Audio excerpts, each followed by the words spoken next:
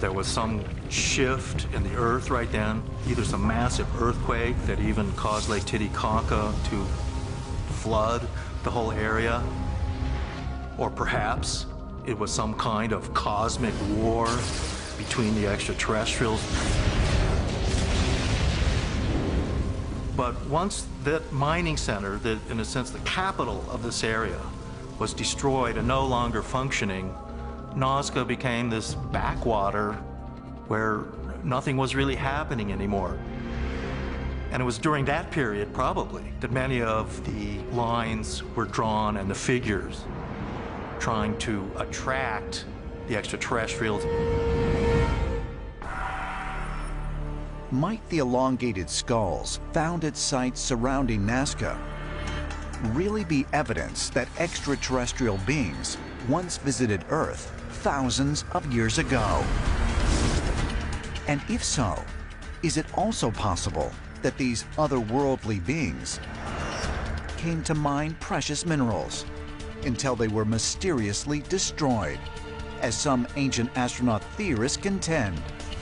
Perhaps further evidence can be found, hidden in plain sight, at mysterious mounds and crop circles found all over the world.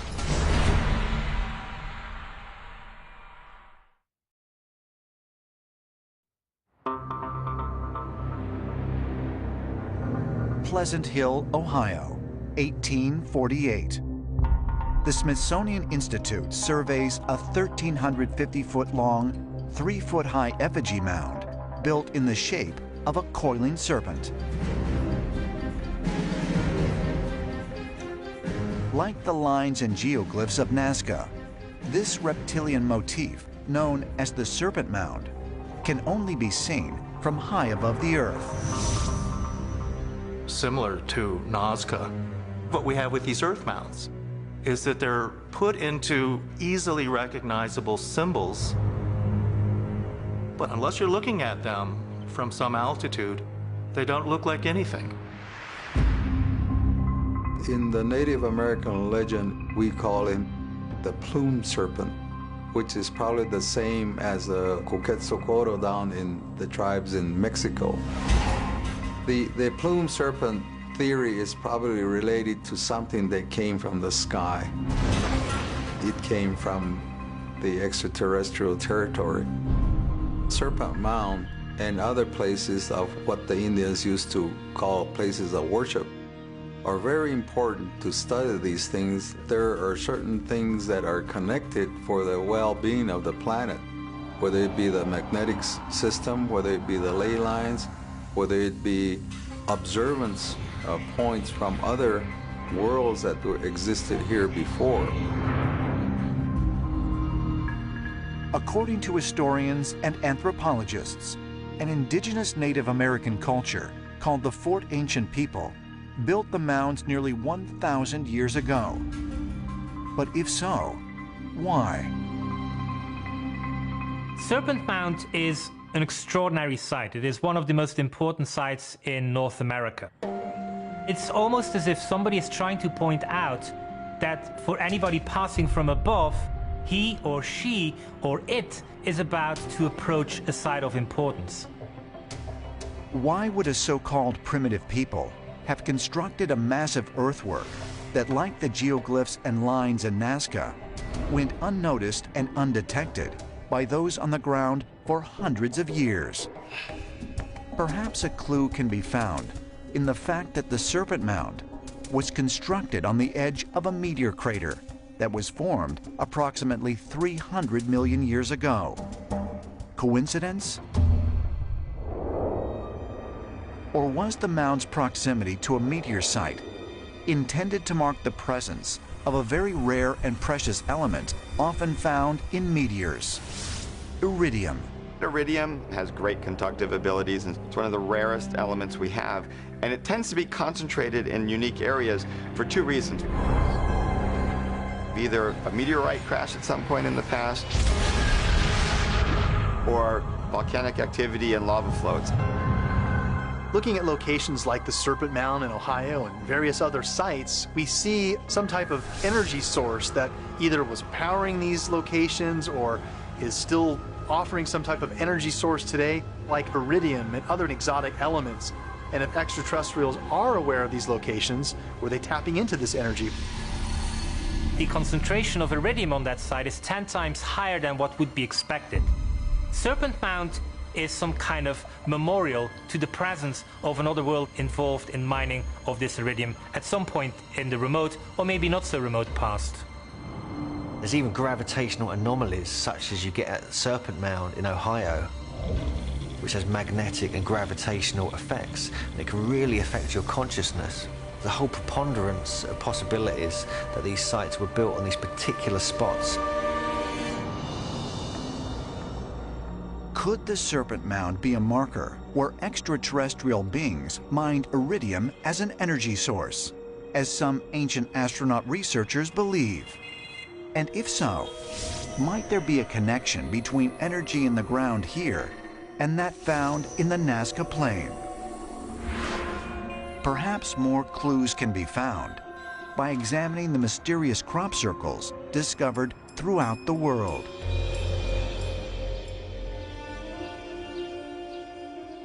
Wiltshire, England, 1978. Here, in this tranquil countryside 90 miles west of London, strange crop circles begin to appear overnight in fields of wheat and corn. Like the geoglyphs found at Nazca, the designs are geometric shapes seen only from above. Crop circles, they are described as some type of energy ball that whizzed through the field, and all of a sudden there's this intricate diagram. We also have to wonder if extraterrestrials potentially were involved in Nazca. Maybe they're also trying to get us messages today through crop circles. There is a correlation between the ancient glyphs and the modern crop circles in that they're both being presented to the Earth from what we would call star peoples using a higher technology. Mainstream scientists have yet to acknowledge an extraterrestrial connection to crop circles. But ancient astronaut theorists remain convinced that there is more here than what meets the skeptical eye. While some crop circles are undoubtedly the work of farmers and others trying to pull off a hoax, many cannot be explained so easily.